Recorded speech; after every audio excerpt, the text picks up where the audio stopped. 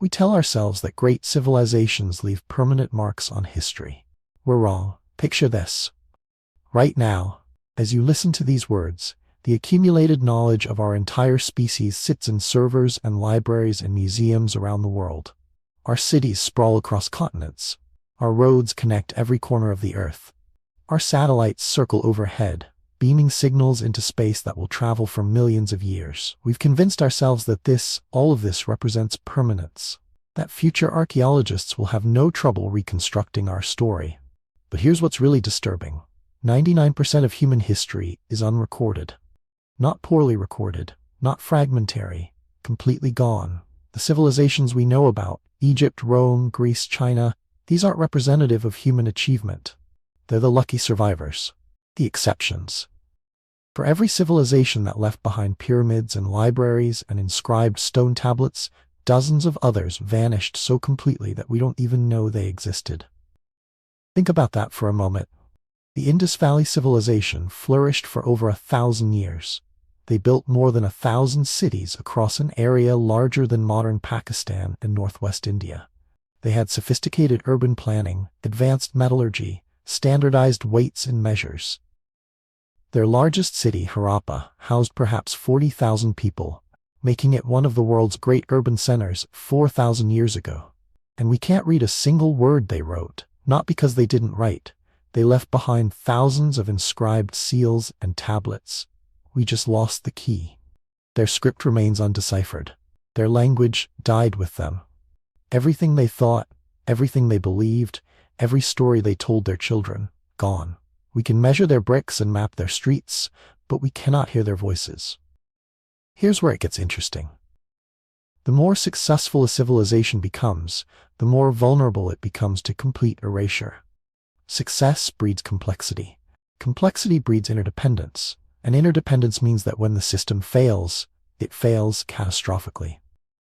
The Bronze Age civilizations of the Eastern Mediterranean learned this lesson around 1200 BCE. Within a single generation, virtually every major city from Greece to Syria was destroyed or abandoned. The Mycenaean palaces of Greece fell silent. The Hittite Empire collapsed.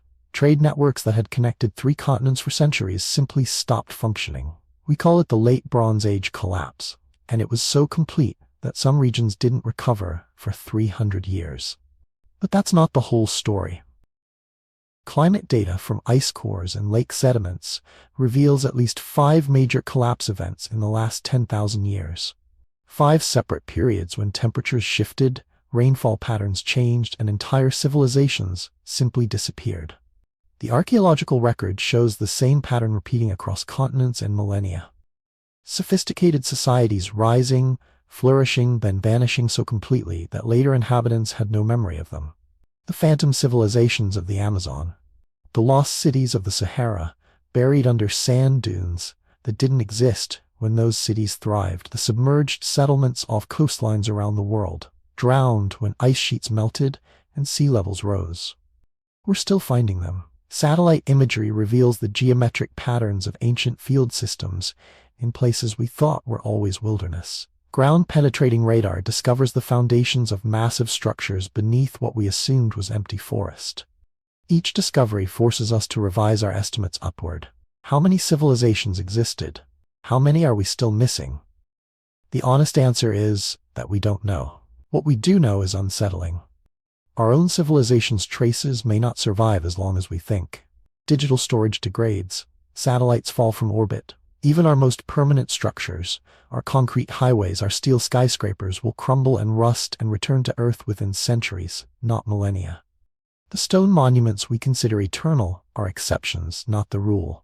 Most human achievement is written in more fragile materials. Wood rots, papyrus burns, magnetic tape degrades. Hard drives fail. The very technologies we use to store our knowledge are often more fragile than the parchment and clay tablets of ancient scribes. This is the paradox of vanishing civilizations. The more advanced we become, the more dependent we become on systems that can fail catastrophically.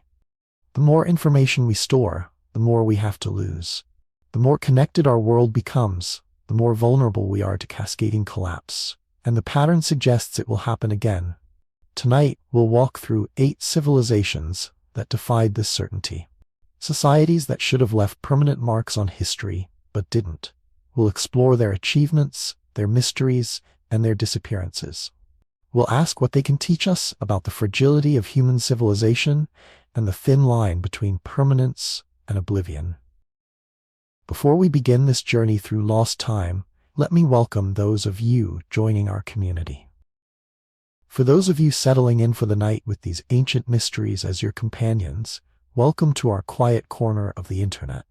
You're joining listeners from dozens of countries and time zones, some watching the sun rise over coffee, others like you, letting these stories carry them towards sleep.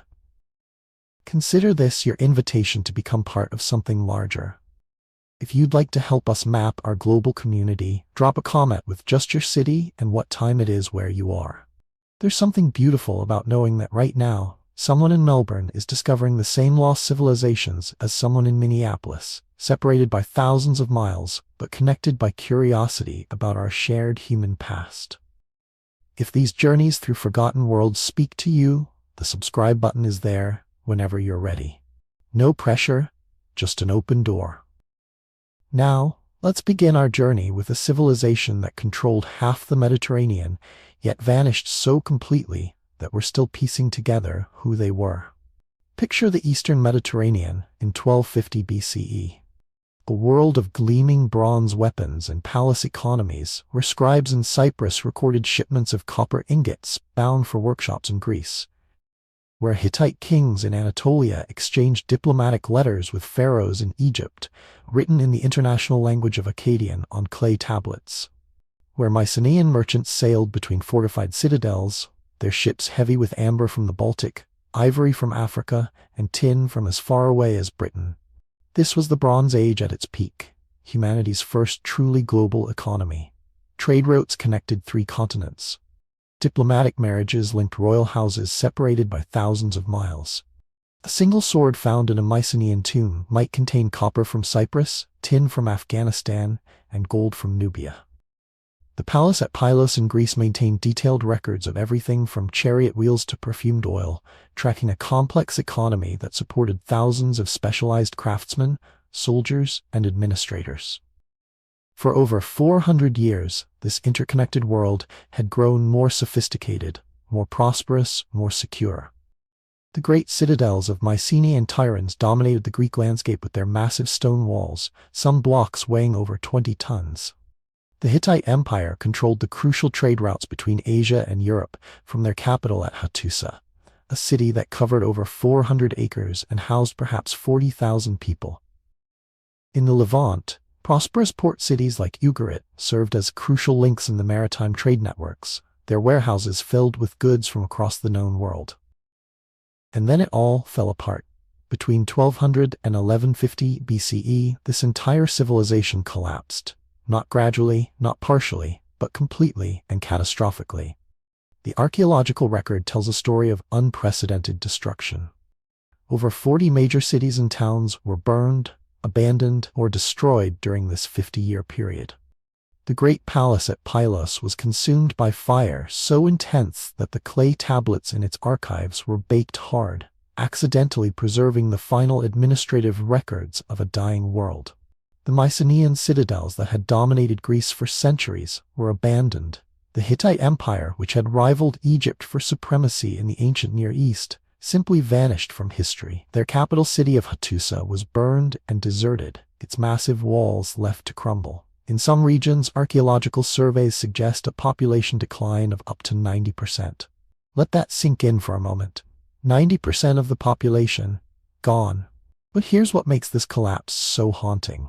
We know who did it, but we don't know who they were. The only detailed contemporary account comes from Egypt, carved into the walls of the temple at Medinet Habu by Ramesses III around 1180 BCE. The hieroglyphic inscriptions describe massive invasions by groups the Egyptians called the Sea Peoples. Foreign warriors who arrived by ship and on foot, bringing their families and possessions as if fleeing from something even worse behind them. The Egyptian texts describe them in vivid detail.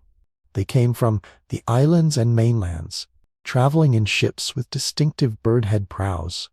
They fought with bronze swords and round shields, wore feathered dresses and kilt-like garments. Some groups are named the Peliset, the Checker, the Shekelesh, the Denayan, the Weshesh. But the inscriptions tell us nothing about where they came from or why they were moving in such massive numbers. The evidence suggests something far stranger than a simple military conquest. These weren't coordinated invasions by a single empire. The Sea Peoples appear to have been a confederation of different groups, possibly refugees or displaced populations, moving across the Mediterranean in waves. Archaeological evidence shows they didn't just attack and retreat. They settled in the ruins of the cities they destroyed, establishing new communities with distinctly different material cultures. At Ashdod in modern Israel, excavations reveal a clear break in the archaeological record around 1200 BCE. The earlier Canaanite city was destroyed by fire, then rebuilt by people who used completely different pottery styles, cooking methods, and burial practices. Similar patterns appear at sites across the eastern Mediterranean, sudden destruction followed by cultural replacement. Some researchers think the Sea Peoples were climate refugees, driven from their homelands by drought and famine. Paleoclimate data from ice cores and lake sediments shows that the eastern Mediterranean experienced severe cooling and reduced rainfall around 1200 BCE. Harvests would have failed. Pastoral societies would have been forced to move or starve. Others argue they were opportunistic pirates and raiders, taking advantage of political instability to carve out new territories for themselves. The late Bronze Age kingdoms had grown wealthy but also vulnerable, dependent on complex trade networks and international cooperation that could be easily disrupted. But the most unsettling theory suggests they weren't invaders at all. They were the result of the collapse, not its cause. Internal rebellions, economic crisis, and social upheaval might have shattered the Bronze Age world from within. The Sea Peoples could have been the survivors, bands of displaced populations wandering the Mediterranean in search of new homes after their own societies had already fallen apart. Think about what that means. The Bronze Age collapse might not have been caused by external invasion, but by the inherent fragility of complex civilization itself. The scale of what was lost is staggering. Entire writing systems disappeared. Linear B, the script used to record Mycenaean Greek, vanished so completely that it wasn't deciphered until 1952. The diplomatic and commercial correspondence that had connected kingdoms across thousands of miles simply stopped. Archaeological sites show a dramatic decline in the quality and quantity of material goods. Fine pottery replaced by crude handmade vessels, elaborate metalwork giving way to simple tools and weapons. At Ugarit, one of the great trading cities of the ancient world, excavations have uncovered a poignant final moment. In the house of a merchant named Rabbanu, archaeologists found a collection of clay tablets still in the oven where they were being baked when the city was destroyed. The last tablet, still unfinished, contains an urgent message: enemy ships have been sighted at sea. The city was burned before the message could be completed. But here's what's really disturbing about the Bronze Age collapse. It reveals how quickly a sophisticated civilization can unravel when the systems that support it fail. The palace economies of the Bronze Age were marvels of organization and efficiency, but they were also incredibly vulnerable to disruption.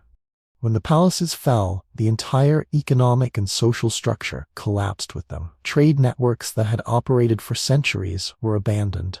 Specialized crafts like bronze working and fine pottery making disappeared in many regions.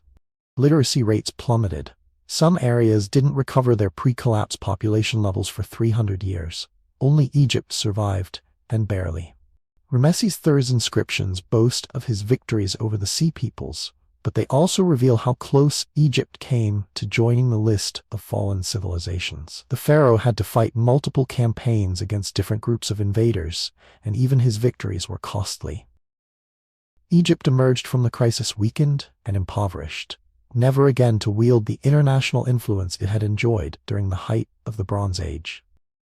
The pattern would repeat elsewhere, in jungles half a world away, where another sophisticated civilization was about to discover that complexity and vulnerability walk hand in hand. The Maya of Mesoamerica would build cities that rivaled anything in the Old World. develop mathematical and astronomical knowledge that wouldn't be matched in Europe for centuries, and then watch it all crumble into the forest silence. In the jungle-shrouded ruins of Copan, the last stone monument bears a date that would have meant everything to the Maya who carved it, and means almost nothing to us. The year 822 CE, rendered in their elegant hieroglyphs as 9.1910.0 in the long count calendar. After that date, silence. No more monuments, no more inscriptions, no more record of the kings who had ruled this valley for 400 years. The jungle began its patient work of reclamation almost immediately. Picture the Maya world at its height, around 700 CE. Across the rainforests of Guatemala, Belize, and southern Mexico, dozens of city-states thrived in a civilization that had no business existing where it did. The Maya had transformed one of the most challenging environments on Earth into the foundation for one of history's most sophisticated societies. They built massive stone pyramids that rose above the forest canopy, carved intricate hieroglyphic texts that recorded everything from royal genealogies to astronomical observations, and developed mathematical concepts that wouldn't appear in Europe for centuries. At Tikal, the Temple of the Grand Jaguar soared 154 feet above the jungle floor. The city's ceremonial center covered 575 acres, connected by raised stone causeways called Sak Biab that stretched for miles through the forest. During the late Classic period, between 600 and 900 CE, Tikal's population may have reached 100,000 people, larger than London would be for another 300 years. The Maya weren't just building cities in the jungle. They were reshaping the landscape itself. Sophisticated water management systems captured and stored rainfall in massive reservoirs. Terraced fields and raised agricultural plots, called chinampas, maximized crop yields in areas that seemed unsuitable for intensive farming. Trade networks connected highland obsidian sources with coastal salt producers, moving luxury goods across hundreds of miles of difficult terrain. Their intellectual achievements were even more remarkable. Maya astronomers tracked the movements of Venus with an accuracy that wouldn't be matched by European observers until the Renaissance. They calculated the length of the solar year to within minutes of our modern measurements. Their concept of zero, as both a placeholder and a number, emerged independently from similar developments in India and wouldn't reach Europe until the 12th century. And then it all began to unravel. The collapse of classic Maya civilization wasn't sudden or uniform. It was a gradual dissolution that played out differently across regions and stretched over nearly 2 centuries. Some cities were abandoned in the 8th century, others continued functioning into the 10th. Some areas saw violent destruction, others simply emptied out as populations drifted away. The pattern was complex, uneven, and profoundly mysterious. Here's what we know happened. Between 750 and 950 CE, the southern Maya lowlands experienced one of the most dramatic demographic collapses in human history. Archaeological surveys suggest the population declined by roughly 90%. At Copan, the last dated monument was erected in 822 CE. At Tikal, the final stela was carved in 869 CE. At Karakol, Naranjo, Yaksha, and dozens of other cities, the monuments simply stopped appearing. But pay attention to this next part. The Maya didn't disappear. The civilization collapsed, but the people survived. Population estimates for the Maya region today suggest there are more Maya speakers alive now than at any point in history. What collapsed wasn't a people. It was a particular way of organizing society, a specific form of political and economic complexity that had sustained itself for over 600 years. The evidence for what went wrong comes from multiple sources, and none of them tell a simple story. Lake sediment cores from across the Maya region reveal a pattern of severe drought cycles beginning around 760 CE and continuing intermittently for over a century. The drought wasn't constant, but it was recurring and intense. Oxygen isotope ratios in cave formations confirm that rainfall dropped significantly during this period, in some years by as much as 40% below normal levels. For a civilization that depended entirely on rainwater for agriculture and drinking water, this was catastrophic. The Maya had no rivers in the southern lowlands, no permanent water sources beyond what they could capture and store during the rainy season, When the rains failed repeatedly, even their sophisticated reservoir systems couldn't compensate. But drought alone doesn't explain the collapse. The Maya had survived dry periods before. Climate data shows earlier drought cycles during the 6th and 7th centuries that didn't trigger civilization-wide collapse. Something had changed by the 8th century that made the Maya more vulnerable to environmental stress. The answer appears to be population pressure and political fragmentation. By 750 CE, the Maya lowlands were supporting a population that may have reached 2 million people. Archaeological evidence suggests that virtually every piece of arable land was under cultivation. Forest clearance for agriculture had reached unprecedented levels. Some researchers estimate that 75% of the original forest cover had been removed by the late Classic period. This intensive land use created a cascade of environmental problems. Deforestation led to soil erosion and declining agricultural productivity. Increased runoff during the rainy season may have contributed to the silting up of reservoirs and water management systems. The loss of forest cover also would have affected local rainfall patterns, creating a feedback loop where environmental degradation made drought conditions worse. Now here's the thing about Maya political organization that made all of this exponentially more dangerous. The Maya world wasn't a unified empire, it was a patchwork of competing city-states locked in almost constant warfare.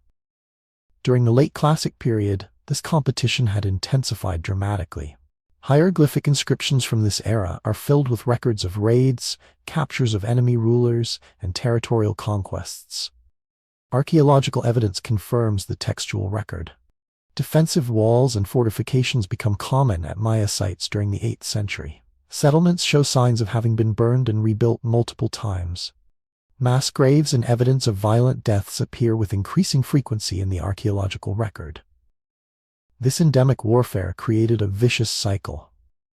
As environmental stress increased, competition for resources, political fragmentation made coordinated responses to crisis impossible. Individual city-states were focused on defending their territory and raiding their neighbors, not on developing regional solutions to shared problems. The very political system that had driven Maya achievement during the Classic period became a liability when environmental conditions deteriorated. Some researchers think the collapse began with the failure of trade networks. Maya civilization depended on the exchange of goods across vast distances: obsidian from highland Guatemala, jade from the Motagua Valley, salt from coastal lagoons, cacao from river valleys. When warfare disrupted these trade routes, cities lost access to essential resources and luxury goods that legitimized royal power. Others argue that the collapse was fundamentally religious and ideological. Maya kingship was based on the concept of divine rulership, where kings served as intermediaries between the human and supernatural worlds. When the rains failed repeatedly and crops died despite royal ceremonies and sacrifices, the entire basis of political authority may have been called into question. The timing supports this theory. Many of the last monuments erected at Maya sites aren't celebrations of military victory or dynastic succession. They're desperate attempts to appease the gods through increasingly elaborate rituals and sacrifices. At some sites, archaeologists have found evidence of human sacrifice on a scale not seen during earlier periods, suggesting that rulers were resorting to extreme measures to restore divine favor. But perhaps the most compelling explanation is that the collapse was systemic, a perfect storm of environmental stress, political fragmentation, and social complexity that had reached an unsustainable level. The Maya had created a civilization of extraordinary sophistication, but also extraordinary vulnerability. When multiple stresses converged during the 8th and 9th centuries, the entire system proved too rigid to adapt. The process wasn't uniform across the Maya world. While the southern lowlands were emptying out, cities in the northern Yucatan like Chichen Itza and Mayapan were entering periods of unprecedented prosperity. These northern cities developed different political and economic systems, more centralized, less dependent on intensive agriculture, better adapted to the drier climate of the northern peninsula. The contrast is striking.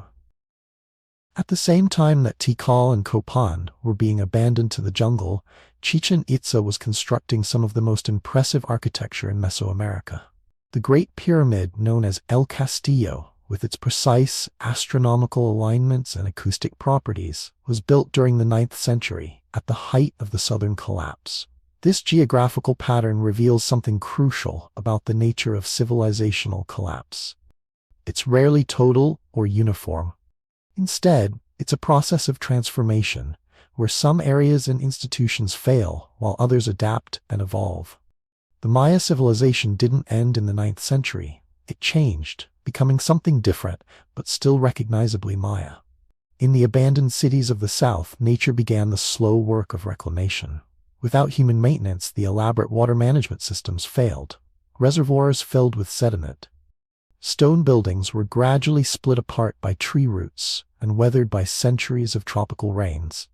The jungle that the Maya had held back for a millennium surged forward, covering temples and palaces with a green shroud that would hide them from the outside world for another 1,000 years. But the people didn't disappear with their cities. Archaeological evidence suggests that many simply dispersed, returning to smaller-scale agricultural communities scattered throughout the forest. Some migrated north to join the thriving cities of the Yucatan. Others may have moved to highland areas or coastal regions where different economic strategies were more viable. The knowledge didn't disappear either, not entirely. Maya scribes continued to copy and preserve ancient texts in the northern cities. Astronomical observations continued, though perhaps not with the same intensity. The mathematical and calendrical knowledge that had been developed during the Classic period survived in modified form through the post-Classic period and into the Spanish colonial era.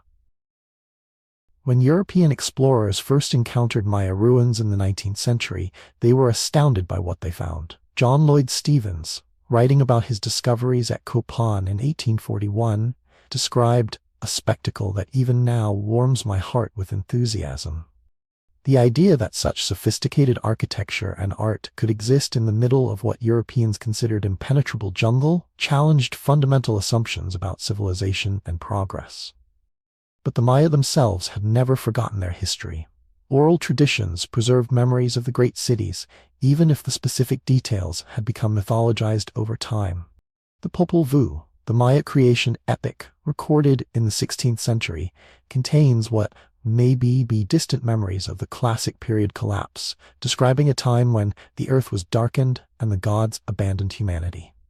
Modern archaeological techniques are revealing just how much was lost when the classic Maya cities were abandoned. LiDAR surveys using laser technology to penetrate the forest canopy have discovered thousands of previously unknown structures throughout the Maya lowlands. These surveys suggest that the population at the height of the Classic period may have been even higher than previously estimated, and that the scale of urban development was far more extensive than anyone imagined. Each new discovery makes the collapse seem more mysterious, not less. How does a civilization capable of such sophisticated urban planning, such advanced mathematical and astronomical knowledge, such remarkable artistic achievement, simply melt back into the forest? The question becomes more puzzling the more we learn about Maya accomplishments. The answer may lie in recognizing that complexity itself can be a form of vulnerability. The Maya created a civilization of extraordinary interconnectedness, ecological, political, economic, and religious systems that functioned together as an integrated whole. When environmental stress disrupted one part of this system, the effects cascaded through all the others. The very sophistication that made Maya civilization so remarkable may also have made it fragile. Think about what that means for our own world. We live in a civilization far more complex and interconnected than anything the Maya achieved. Our global economy, our information systems, our food distribution networks, our energy infrastructure, all of these depend on the smooth functioning of countless interdependent components. The Maya collapse reminds us that complexity is a double-edged sword, creating both capability and vulnerability. The jungle keeps its secrets, as do the sands of the Sahara, where another sophisticated civilization once flourished in what is now empty desert. But before we travel to those sun-bleached ruins, it's worth remembering that the Maya story isn't entirely one of loss. The descendants of the people who built Tikal and Copan still live in the same forests, still speak Maya languages, still maintain connections to the knowledge and traditions of their ancestors. Civilizations may collapse, but cultures adapt and endure in ways that can surprise us. From jungle to desert, water remains the key to survival. Picture this. It's 500 BCE and you're standing on a rocky outcrop in what is now the Fezzan Basin of Libya. But this isn't the empty wasteland you might imagine. Below you stretches a verdant oasis city of 150,000 people, larger than most European cities of the time. Palm groves sway in the desert breeze. Irrigated fields stretch to the horizon. Stone fortifications rise from the desert floor like monuments to human determination. This is Garama, capital of the Garamantine Kingdom, and it shouldn't exist. The Garamantes controlled the heart of the Sahara for over 1,500 years, from around 1000 BCE to 700 CE. They built a civilization that would have impressed Rome, and did. Herodotus wrote about them in the 5th century BCE, describing them as a very great nation who hunted Ethiopians with 4-horse chariots. Tacitus mentioned their conflicts with Roman forces. Pliny the Elder recorded their capital as a major center of trade and power. But here's what makes the Garamantes truly extraordinary. They didn't just survive in the Sahara, they thrived there. They turned one of Earth's most hostile environments into the foundation of a commercial empire that connected sub-Saharan Africa with the Mediterranean world for more than a millennium. How did they do it? The answer lies buried beneath the sand in one of the most ambitious engineering projects of the ancient world. The Garamantes built Fagara, underground irrigation channels that tapped into fossil water aquifers deep beneath the desert. These weren't simple wells or basic canals. They were sophisticated hydraulic systems that required advanced knowledge of geology, engineering, and mathematics. Over 600 of these Fagara tunnels have been mapped by archaeologists, with some extending more than 30 miles from their water sources to the cities and fields they supplied. Think about that for a moment. 30 miles of underground tunnel, hand-carved through solid rock, following precise gradients to ensure steady water flow. Some of these tunnels descended 200 feet below ground level. The construction required thousands of workers over multiple generations, following engineering plans that had to account for underground topography, water table levels, and seasonal variations in flow. The scale of the Garamantine Fagara system rivals anything built by Rome or Persia. Recent archaeological surveys, using satellite imagery and ground-penetrating radar, have revealed that the total length of Fagara tunnels in the Garamantine territory may exceed 3,000 miles. That's roughly the distance from New York to San Francisco, all of it carved by hand through desert bedrock. But the Fagara were just the beginning. The Garamantes used this water to create an agricultural system that could support massive urban populations in the middle of the Sahara. They grew millet, sorghum, and other drought-resistant crops. They maintained date palm groves that provided both food and building materials. They raised cattle, goats, and horses in numbers that amazed ancient visitors. The wealth generated by this agricultural surplus funded the Garamantes' real source of power: control of trans-Saharan trade. Garama sat at the intersection of multiple trade routes connecting the Mediterranean with sub-Saharan Africa. Gold from West African mines passed through Garamantine territory on its way to Roman markets. Salt from Saharan deposits was traded south for ivory, exotic animals, and slaves. The Garamantes became the middlemen of African commerce, taxing and protecting caravans that crossed their territory. Ancient sources describe the Garamantes as skilled warriors who used horse-drawn chariots to patrol their trade routes and raid neighboring peoples. Rock art throughout the Sahara depicts these 4-horse chariots, suggesting that Garamantine influence extended far beyond their core territory. They maintained diplomatic relations with Rome, sometimes as allies, sometimes as enemies, but always as equals worthy of respect and caution. The capital at Garama was a marvel of desert urbanism. Archaeological excavations have revealed massive stone fortifications, elaborate burial chambers, and residential districts laid out according to sophisticated urban planning principles. The city's pyramid tombs, built from carefully fitted stone blocks, rival anything constructed in Egypt during the same period. Some of these pyramids are over 30 feet tall and contain burial chambers decorated with intricate metalwork and imported luxury goods. But wait, there's more. The Garamantes weren't just traders and engineers, they were innovators in metallurgy, agriculture, and animal husbandry. They developed new techniques for working iron that allowed them to create superior weapons and tools. They selectively bred horses and cattle, adapted to desert conditions. They created hybrid crops that could thrive in arid environments. For over a millennium, the Garamantian systems seemed unshakable. Generation after generation of rulers expanded the Fogara networks, built new cities, and extended their commercial influence across the Sahara. The kingdom weathered political upheavals in the Mediterranean, climate fluctuations, and military conflicts with various neighbors. It adapted and endured through changes that destroyed other civilizations. And then, around 500 CE, it began to collapse. The problem was water. The Fogara system that had made Garamantian civilization possible was based on mining fossil water, ancient groundwater that had accumulated over thousands of years during wetter climatic periods. This water wasn't being replenished by current rainfall. Every gallon that flowed through the Fogara tunnels was irreplaceable, drawn from a finite reservoir deep underground. For centuries, this hadn't mattered. The aquifers were vast, and Garamantian water consumption, while substantial, seemed sustainable. But as the population grew and agricultural production expanded, the demand for water increased exponentially. More Fogara were built to tap deeper aquifers.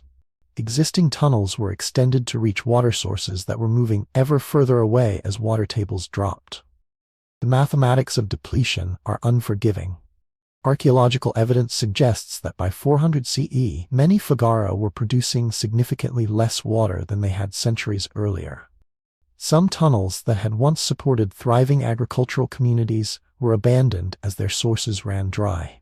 The Garamantes began consolidating their population around the most reliable water sources, abandoning outlying settlements and reducing agricultural production.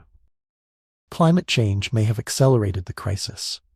The Sahara was becoming even more arid during the late Roman period, reducing what little natural recharge the aquifers received.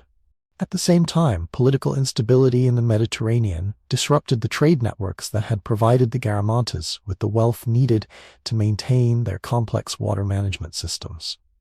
Some researchers argue that the Garamantian collapse was primarily environmental, a civilization that outgrew its resource base and couldn't adapt quickly enough to changing conditions.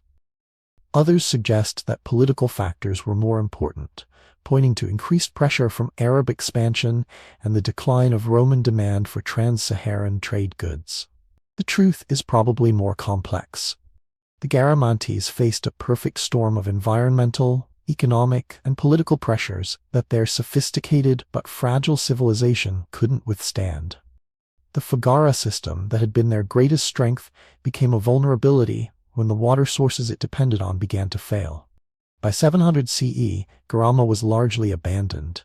The great stone fortifications still stood, but the palm groves withered and the irrigated fields returned to desert. The population scattered to smaller oases or migrated to regions with more reliable water sources. The trade routes shifted to bypass the former Garamantian territories. Within a few generations, one of Africa's most sophisticated civilizations had virtually disappeared. The archaeological record of this collapse is haunting. Excavations at Garama reveal a gradual decline rather than sudden destruction. Houses were abandoned but not destroyed. Valuable items were left behind, suggesting that people hoped to return. The Fogara tunnels were maintained as long as possible, with evidence of desperate attempts to extend them to ever deeper water sources. What makes the Garamantian story particularly sobering is how modern it feels. Here was a civilization that achieved remarkable technological sophistication, created sustainable prosperity for over a millennium, and maintained complex international relationships. They were expert resource managers who understood their environment and adapted to its challenges with impressive ingenuity.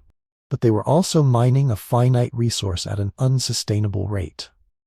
The fossil water aquifers that supported their civilization had taken thousands of years to accumulate, but the Garamantes depleted them in centuries. They created a way of life that depended on consuming their environmental capital rather than living off the interest. Think about what that means for our own civilization. We're mining fossil fuels that took millions of years to form. We're depleting aquifers that accumulated over millennia. We're consuming topsoil and fisheries and forests faster than they can regenerate. The Garamantine example suggests that even the most sophisticated resource management can't overcome the fundamental mathematics of unsustainable consumption. But the Garamantes also demonstrate human ingenuity and adaptability on a remarkable scale. They turned one of Earth's most challenging environments into the foundation of a thriving civilization. They developed technologies and social systems that sustained prosperity for 1,500 years, longer than most civilizations in more favorable environments. They left behind monuments to human determination that still inspire awe today. Recent archaeological work is revealing just how much we've underestimated Garamantine achievements. Satellite surveys have identified thousands of previously unknown archaeological sites throughout their former territory. Ground-penetrating radar has mapped Foggara systems of staggering complexity and extent. Chemical analysis of ancient organic materials is providing new insights into their agricultural techniques and dietary practices. Each new discovery makes the Garamantine collapse seem more tragic and more relevant. They weren't primitive desert nomads who exhausted their environment through ignorance. They were sophisticated engineers and administrators who understood the challenges they faced and developed innovative solutions. They monitored their water resources, maintained detailed records of Foggara performance, and implemented conservation measures when supplies began to decline. It wasn't enough. The fundamental problem, dependence on a finite resource, couldn't be solved through better management or technological innovation. The Garamantes had built their civilization on borrowed time, and eventually the debt came due. The ruins of Garama still stand in the Libyan desert, largely unexplored due to political instability in the region. The Foggara tunnels remain largely intact, dry monuments to human ambition and environmental limits. Local Tuareg populations preserve oral traditions that may contain memories of the great kingdom that once flourished in their homeland. But perhaps the most important Garamantine legacy is the lesson they offer about the relationship between civilization and environment. They show us that technological sophistication and resource management expertise can't overcome the fundamental constraints of ecological limits. They remind us that even the most successful civilizations are vulnerable to the depletion of the resources that sustain them. Water, the foundation of their power, became the agent of their disappearance. From African desert to South American highlands, the pattern of rise and fall continues, as another sophisticated civilization would discover that even the most impressive achievements can vanish when the delicate balance between human ambition and environmental limits is disrupted. Picture this. It's around 500 CE, and you're standing on the Altiplano, the high plateau of the Andes, at an elevation where most people would struggle just to breathe normally. The air is so thin that every breath feels insufficient. The landscape stretches endlessly in all directions, a vast expanse of grassland and scattered lakes beneath an impossibly blue sky that seems close enough to touch. The nearest sea is hundreds of miles away in any direction. And yet, rising from this remote highland, you see monuments that rival anything built in the classical world. Massive stone platforms, perfectly fitted walls, carved gateways that seem to frame the very sky itself. This is Tiwanaku, a civilization that flourished at 13,000 feet above sea level, an altitude where the ancient Greeks and Romans never even imagined people could build cities, let alone create one of the most sophisticated cultures in the pre-Columbian Americas. Think about that for a moment. While Europe was emerging from the collapse of the Roman Empire, while the Maya were building their jungle cities in Mesoamerica, the people of Tiwanaku were constructing monumental architecture at an elevation where the oxygen content is about 40% lower than at sea level. They weren't just surviving at this altitude. They were thriving, creating art and architecture that influenced cultures across the Andes for 7 centuries. The heart of Tiwanaku lies just south of Lake Titicaca, the world's highest navigable lake, in what is now Bolivia. From roughly 300 to 1000 CE, this was the center of an empire that stretched from the Pacific coast to the Amazon rainforest, from southern Peru to northern Chile. The city itself covered more than 1,500 acres, with a population that may have reached 100,000 people at its peak, making it one of the largest urban centers in the world at the time. But here's what's really remarkable about Tiwanaku. They didn't just build impressive monuments, they solved one of agriculture's greatest challenges: how to grow crops reliably at extreme altitude, in an environment where frost can occur any night of the year and where most of the world's staple crops simply won't grow. The Tiwanaku people created what archaeologists call suca colas, raised field systems that transformed the harsh Altiplano into one of the most productive agricultural regions in the ancient world. These weren't simple raised beds. They were sophisticated engineering projects that covered approximately 190,000 acres around Lake Titicaca, an area larger than New York City. Here's how they worked. The Tiwanaku engineers dug networks of canals and piled the excavated soil into long, raised platforms about 3 to 6 feet high and 30 to 300 feet long. The canals between the raised fields collected rainwater and created a microclimate that protected crops from frost. During the day, the water in the canals absorbed heat from the sun. At night, when temperatures dropped below freezing, the stored heat in the water created a thermal blanket that kept the crops on the raised fields just warm enough to survive. The system was brilliant in its simplicity and devastating in its effectiveness. Modern experiments with reconstructed suca colas have shown that they can produce crop yields up to 7 times higher than conventional farming methods in the same environment. The Tiwanaku people were growing potatoes, quinoa, and other Andean crops with a reliability and productivity that wouldn't be matched in the region again until the 20th century. This agricultural surplus supported not just a large urban population, but also a class of skilled artisans, priests, and administrators who created some of the most impressive stone architecture in the ancient world. The centerpiece of Tiwanaku is the Akapana Pyramid, a massive stepped platform that measures 650 feet wide and rises 50 feet above the surrounding plain. But calling it a pyramid doesn't really capture what it is. The Akapana is actually a sophisticated hydraulic system, disguised as a monument. Its 7 terraced levels are honeycombed with stone-lined channels and reservoirs that collected rainwater and channeled it through the structure in a carefully controlled flow. Water entered at the top through carved stone spouts and cascaded down through the interior of the pyramid, emerging at the base through underground drains.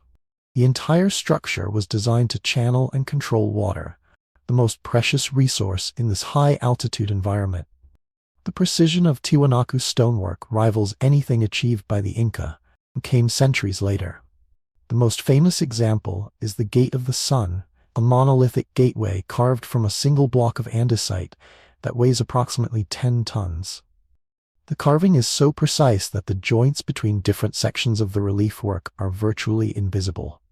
The central figure, sometimes called the staff god, is surrounded by smaller figures arranged in perfect geometric patterns that may represent a sophisticated calendar system. Here's where it gets interesting. The Tiwanaku people achieved this level of precision without metal tools.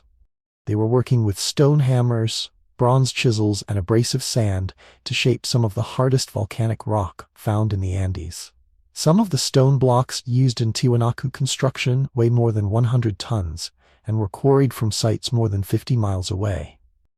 How they transported these massive blocks across the rugged Altiplano remains one of archaeology's unsolved mysteries. The influence of Tiwanaku extended far beyond the immediate vicinity of Lake Titicaca. Tiwanaku-style pottery, textiles, and architectural elements have been found throughout the central Andes, from the Pacific coast to the edge of the Amazon basin. This wasn't just trade, it was cultural influence on a continental scale. The iconography of the staff god, appears in artwork from cultures that were hundreds of miles from Tiwanaku itself, suggesting that the religious and political ideas developed at Lake Titicaca spread throughout much of western South America. Some researchers think this influence was spread through direct political control, that Tiwanaku was the center of an actual empire with colonies and administrative centers throughout the Andes. Others argue that it was more of a religious and cultural phenomenon, with local elites adopting Tiwanaku styles and symbols to legitimize their own authority. The truth is probably somewhere in between, with different regions having different relationships to the Tiwanaku center. What's clear is that for 7 centuries, Tiwanaku was one of the most important cultural and political centers in the Americas. Pilgrims traveled hundreds of miles to visit its temples. Merchants carried its goods across the continent. Its agricultural techniques were copied by cultures throughout the Andes. Its artistic styles influenced the development of later civilizations, including the Inca. And then around 1000 CE, it all began to fall apart. The collapse of Tiwanaku wasn't sudden or dramatic. There are no signs of warfare or invasion, no evidence of internal rebellion or political upheaval. Instead, the archaeological record shows a gradual abandonment that took place over several decades. Construction projects were left unfinished. The raised field systems were gradually abandoned. The urban population dispersed to smaller settlements throughout the region. The cause appears to have been climate change, specifically, a severe and prolonged drought that began around 1000 CE and lasted for more than a century. Ice core data from the nearby Cahokia ice cap shows that this was one of the most severe droughts in the region's recorded climate history. Lake Titicaca's water level dropped dramatically. Rainfall patterns that had supported the sucacolis for centuries became unreliable. The very agricultural system that had made Tiwanaku's prosperity possible became its vulnerability. The raised fields required careful water management to function properly. When rainfall became irregular and lake levels dropped, the delicate balance of the sucacolis system was disrupted. Crop yields declined. The agricultural surplus that had supported the urban population and the elaborate ceremonial center disappeared. But here's what makes the Tiwanaku collapse particularly poignant. They had survived climate fluctuations before. The archaeological record shows that the raised field systems had been modified and expanded multiple times over the centuries, suggesting that the Tiwanaku people were skilled at adapting their agricultural techniques to changing environmental conditions. They weren't passive victims of climate change, they were active managers of their environment who had successfully dealt with droughts and floods for hundreds of years.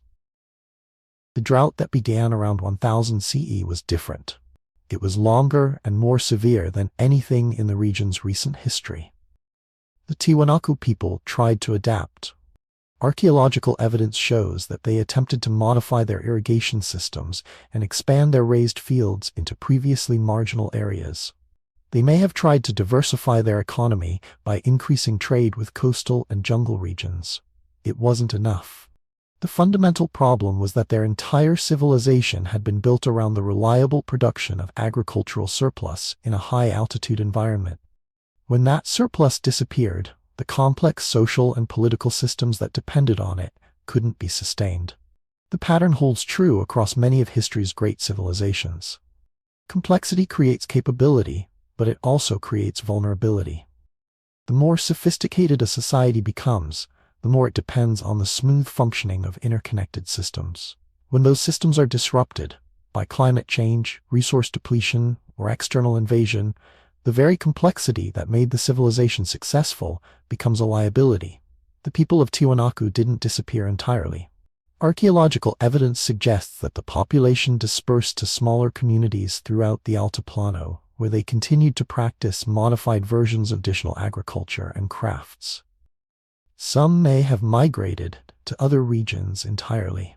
The cultural and technological knowledge developed at Tiwanaku survived in fragmented form, eventually influencing later Andean civilizations, including the Inca. But the great ceremonial center was abandoned. The Akapana pyramid stood empty, its sophisticated hydraulic systems no longer maintained. The raised field systems that had once fed 100,000 people slowly filled with sediment and returned to grassland. The workshops where master craftsmen had created some of the finest stonework in the ancient world fell silent. When Spanish chroniclers first visited the ruins of Tiwanaku in the 16th century, they found a site so impressive that they couldn't believe it had been built by indigenous Americans. Pedro Cieza de Leon, writing in 1553, described the ruins as the most ancient antiquity in all Peru, and speculated that they must have been built by giants or by some unknown race of master builders. The local Aymara people told the Spanish that the monuments had been built in a single night by the gods themselves. Modern archaeological investigation has revealed the true story of Tiwanaku, a story that's far more impressive than any myth about giants or gods. The people who built these monuments were human beings who faced the same challenges that confront all human societies: how to create prosperity and security in an uncertain world, how to manage limited resources sustainably, how to adapt to environmental change.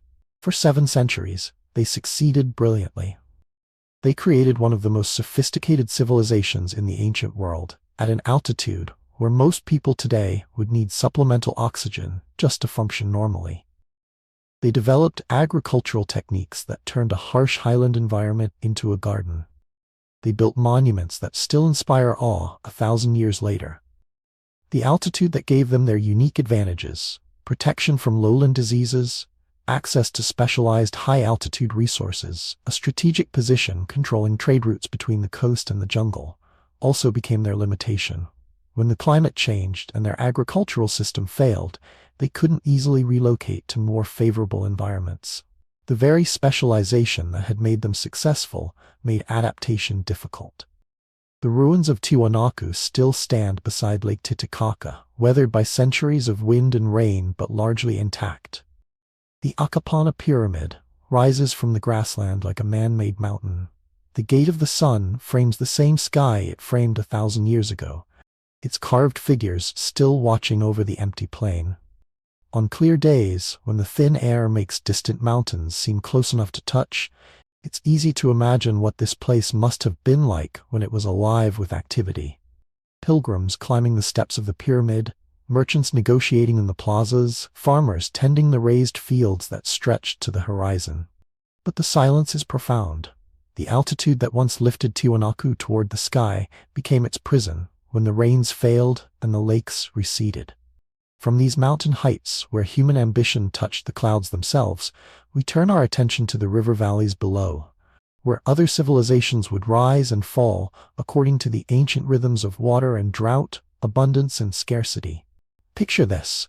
Around 2600 BCE, while Egyptian pharaohs were building their first pyramids and Mesopotamian kings were fighting over city-states, a vast civilization sprawled across what is now Pakistan and northwestern India. It covered 680,000 square miles, larger than Egypt and Mesopotamia combined. More than 5 million people lived in hundreds of cities and towns connected by trade routes that stretched from the Arabian Sea to the foothills of the Himalayas. This was the Indus Valley civilization, also known as the Harappan civilization. For over 1,000 years, it was the most extensive urban culture on Earth. Its cities featured sophisticated drainage systems, standardized weights and measures, and multi-story buildings laid out on precise grid patterns. The largest cities, Harappa and Mohenjo-Daro, each housed more than 40,000 people, populations that wouldn't be matched in Europe for another 2 millennia. But here's what makes the Indus Valley civilizations so haunting. They left behind over 4,000 inscriptions carved on seals, pottery, and bronze tablets. These inscriptions represent a complete writing system with more than 400 distinct symbols. They kept records, conducted business, marked their possessions, and presumably recorded their history, their beliefs, their stories. And we cannot read a single word of it. Let me paint you a picture of what we're dealing with. The Indus script appears on small stone seals, usually accompanied by images of animals: unicorns, bulls, elephants, rhinoceros. The seals were pressed into clay to mark ownership or authority, much like a signature or official stamp. The inscriptions are brief, typically containing only 3 to 6 symbols. The longest inscription ever found contains just 26 symbols. Most are much shorter. These aren't primitive pictographs or simple accounting marks. The Indus script shows clear evidence of being a mature writing system. The symbols appear in consistent patterns and combinations. Some symbols appear frequently at the beginning of inscriptions, others at the end, suggesting grammatical structure. The script was used across the entire civilization for more than 700 years, indicating a standardized system that everyone understood. But the script died with the civilization. Unlike Egyptian hieroglyphs, which evolved into Coptic and provided a bridge to understanding, the Indus script simply vanished. There are no bilingual inscriptions, no Rosetta Stone, no descendants of the language to provide clues. The people who could read these symbols disappeared around 1300 BCE, taking their knowledge with them.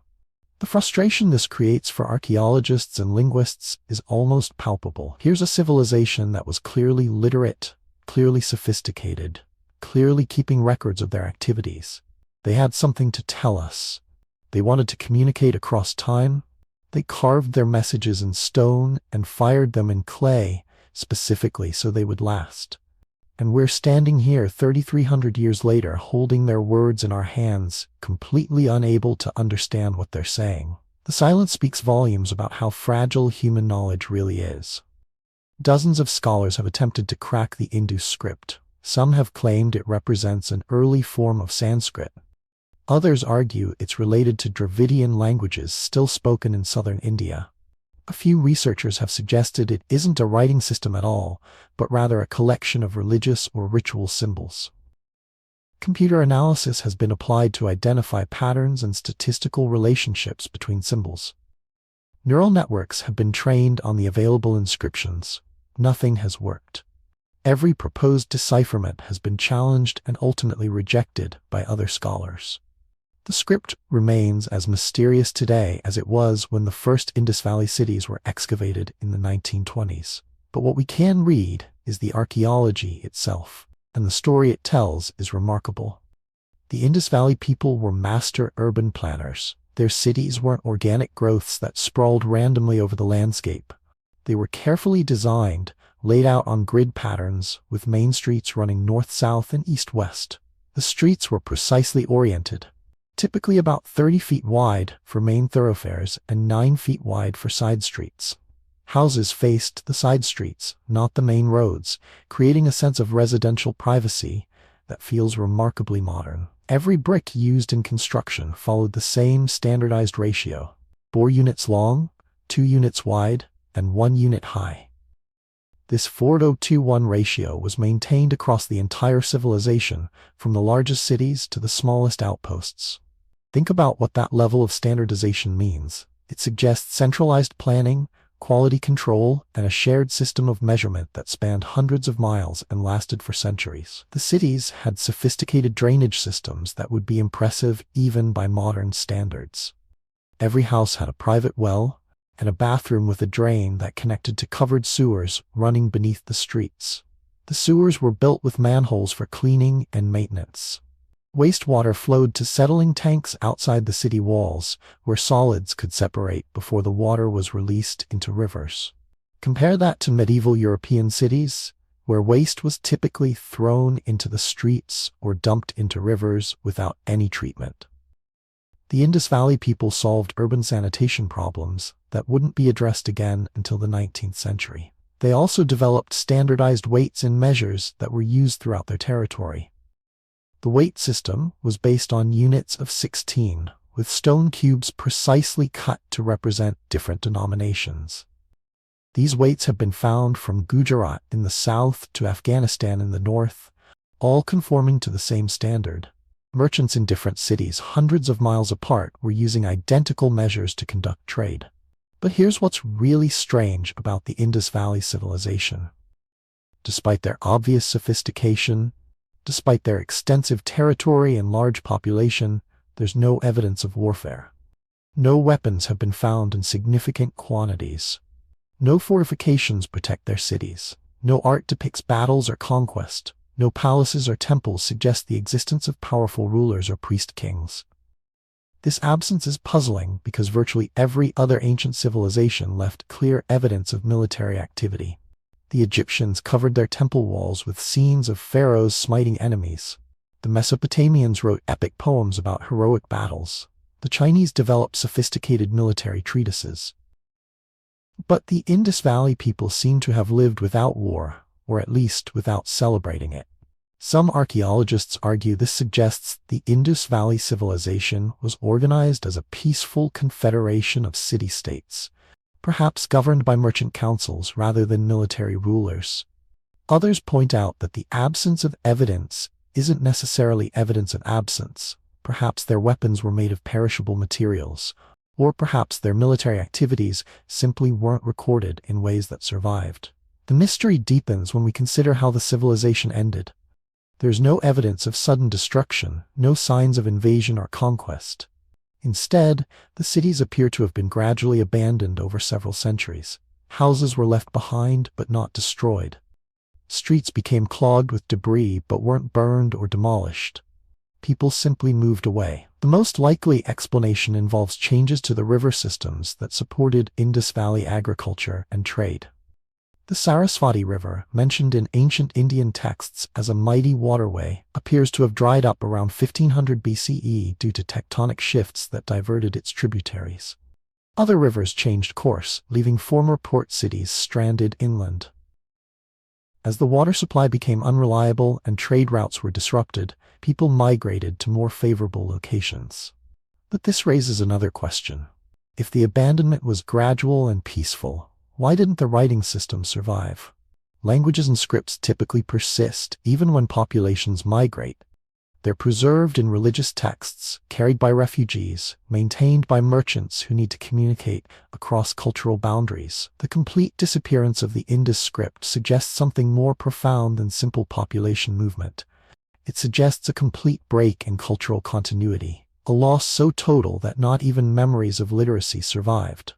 Recent discoveries are adding new pieces to the puzzle.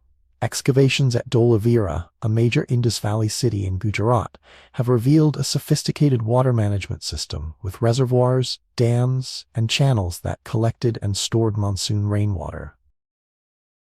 The city's main gate featured a large inscription, now lost, that may have been visible from a considerable distance, suggesting the script was used for public communication, not just private record-keeping. Genetic studies of modern South Asian populations suggest that the descendants of the Indus Valley people are still living in the region, their DNA mixed with later arrivals but preserving traces of the original inhabitants. This means the people didn't vanish, their culture did. Archaeological evidence from sites like Kalibangan shows that Indus Valley urban planning principles influenced later civilizations in the region. The grid-pattern street layout, the standardized brick sizes, the emphasis on drainage and sanitation, these innovations weren't forgotten entirely. They were adopted and adapted by subsequent cultures. But the script died completely. Whatever language it recorded, whatever stories it preserved, whatever knowledge it contained, all of that was lost when the last person who could read those symbols died sometime around 1300 BCE. Think about what that means. Imagine if every person who could read English suddenly disappeared, leaving behind libraries full of books that future archaeologists could examine but never understand. Imagine Shakespeare's plays and Newton's equations and the Constitution all reduced to meaningless marks on paper. That's essentially what happened to the Indus Valley civilization. Modern attempts to revive interest in the undeciphered script continue. The Archaeological Survey of India has digitized thousands of inscriptions, making them available to researchers worldwide. Computer scientists are applying artificial intelligence to identify patterns that human analysts might have missed. Linguists are comparing the script to known writing systems from the ancient world, looking for structural similarities that might provide clues. But after a century of intensive study, the fundamental problem remains. The inscriptions are simply too short and too few to provide enough data for reliable decipherment. Even if we had perfect knowledge of the language the script represents, the brevity of the texts would make translation extremely difficult. The longest Indus Valley inscription contains only 26 symbols. Most contain fewer than 10. These aren't lengthy historical chronicles or religious texts. They're more like name tags or shipping labels. Trying to understand an entire civilization through such fragmentary evidence is like trying to understand modern America by examining only the text messages on people's phones, and even then, only the shortest ones. Yet the attempt continues because the stakes feel so high. The Indus Valley civilization represents one of humanity's earliest experiments in large-scale urban living. They solved problems of sanitation, standardization, and peaceful coexistence that continue to challenge us today. Their achievements in city planning and water management offer lessons that remain relevant in our age of rapid urbanization and environmental stress. But perhaps the greatest lesson of the Indus Valley civilization is about the fragility of human knowledge itself. These people created a sophisticated writing system, used it for centuries, and then lost it so completely that not even the memory of literacy survived. Their libraries, if they had them, crumbled to dust. Their archives became meaningless scratches on broken pottery.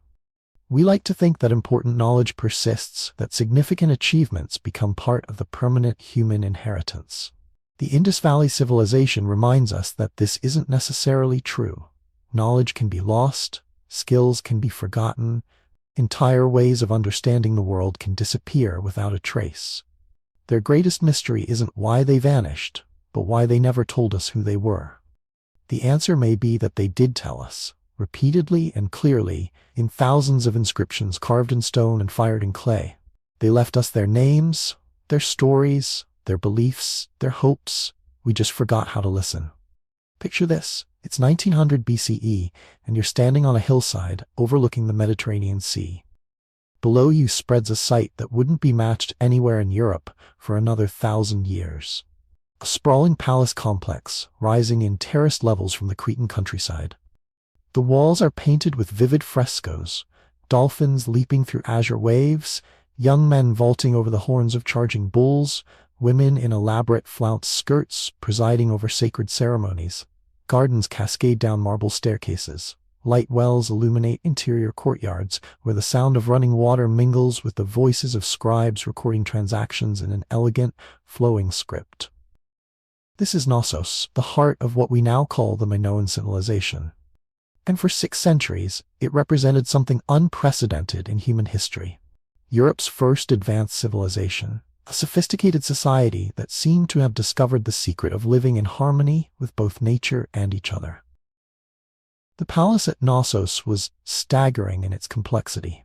More than 1,300 rooms spread across 5 acres, connected by a maze of corridors, staircases, and courtyards that would later inspire Greek legends of the labyrinth. Multi-story buildings rose 4 levels high, supported by distinctive red columns that tapered downward rather than upward. Advanced plumbing systems brought fresh water into the palace and carried waste away through elaborate drainage networks. Workshops produced pottery, metalwork, and textiles of extraordinary refinement. Storage areas held enormous clay jars pithoi, some standing taller than a person, filled with olive oil, wine, and grain from across the island. But Knossos was just the largest of dozens of palace complexes scattered across Crete. At Phaistos, Malia, and Zakros, similar architectural marvels rose from the landscape, each controlling its own territory, but connected by paved roads and a shared culture that valued beauty, prosperity, and peaceful trade over conquest and warfare. The Minoans, as archaeologist Arthur Evans named them after the legendary King Minos, created what may have been history's first thalassocracy, a civilization whose power rested on control of the sea. Their ships carried Cretan goods across the Mediterranean, establishing trading posts from Egypt to Sicily. They imported copper from Cyprus, tin from Anatolia, ivory from North Africa, and precious stones from distant lands. In return, they exported olive oil, wine, pottery, and luxury goods crafted by some of the most skilled artisans in the ancient world. What made Minoan civilization truly remarkable wasn't just its prosperity, but its apparent peacefulness. Unlike their contemporaries in Egypt and Mesopotamia, the Minoans built no massive fortification walls around their cities. Their art depicts no great battles, no conquered enemies, no triumphant kings trampling their foes. Instead, Minoan frescoes show festivals and ceremonies, religious processions, and scenes from daily life filled with joy and abundance. Women held prominent positions in Minoan society, perhaps more prominent than in any other Bronze Age civilization. The famous snake goddess figurines show female deities with elaborate headdresses and exposed breasts, grasping writhing serpents in their hands. Frescoes depict women as priestesses, nobles, and participants in sacred bull-leaping ceremonies. Some scholars argue that Minoan society was actually matriarchal, governed by queens rather than kings, with the great palaces serving as centers of goddess worship rather than royal residences. The bull-leaping frescoes at Knossos capture something essential about Minoan culture. Young athletes, both male and female, are shown grasping the horns of charging bulls and somersaulting over their backs in what must have been a combination of religious ritual and spectacular entertainment. The figures move with fluid grace, their bodies painted in naturalistic proportions that wouldn't be seen again in European art until the Renaissance. These weren't warriors or conquerors, but performers celebrating the beauty and danger of life itself. Notice the pattern. Here was a civilization that seemed to have transcended the usual Bronze Age preoccupations with warfare and domination. They built for beauty rather than defense. They traded rather than raided. They celebrated life rather than death. And then, sometime around 1600 BCE, paradise began to burn. The first sign of trouble came from the north, from the volcanic island of Thera, about 70 miles from Crete. Modern Santorini is what remains of Thera after one of the most catastrophic volcanic eruptions in recorded history. The explosion ejected an estimated 24 cubic miles of rock and ash into the atmosphere, 4 times more than the 1815 eruption of Mount Tambora that caused global climate disruption and crop failures as far away as New England. The Thera eruption created a caldera 7 miles across and sent tsunami waves racing across the eastern Mediterranean. When those waves reached Crete's northern coast, they may have reached heights of 30 feet or more, devastating the coastal settlements and harbors that were the foundation of Minoan prosperity. Ash from the eruption blanketed eastern Crete, poisoning agricultural land and contaminating water sources. But that's not the whole story. The immediate destruction from the Thera eruption, devastating as it was, didn't end Minoan civilization. Archaeological evidence shows that the palaces were rebuilt after the volcanic catastrophe. Life continued on Crete for another century and a half. The Minoans demonstrated the same resilience and ingenuity that had made them prosperous in the first place. The real end came more gradually, and from a different direction entirely. Around 1450 BCE, a new power was rising on the Greek mainland, the Mycenaeans, a warrior culture that would later be immortalized in Homer's epics. Unlike the peaceful Minoans, the Mycenaeans built massive fortified citadels and celebrated military conquest. Their art depicts armed warriors, chariots, and scenes of battle. Archaeological evidence from this period tells a story of cultural transformation that was both sudden and complete. The distinctive Minoan pottery styles disappeared, replaced by Mycenaean designs. The flowing linear A script that had recorded Minoan transactions and ceremonies was abandoned in favor of linear B, which recorded an early form of Greek. The peaceful, goddess-centered religious practices gave way to the male-dominated pantheon of Greek gods. Some researchers think the Mycenaean takeover was a violent conquest, with Greek warriors overwhelming the weakened Minoan settlements. Others argue for a more gradual process of cultural assimilation, with Mycenaean influences slowly displacing Minoan traditions through trade and intermarriage.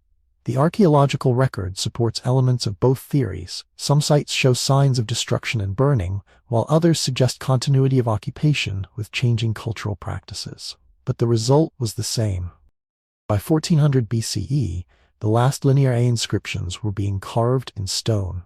The final records of a civilization that had flourished for over 6 centuries were reduced to a few administrative documents and religious dedications that we can no longer read.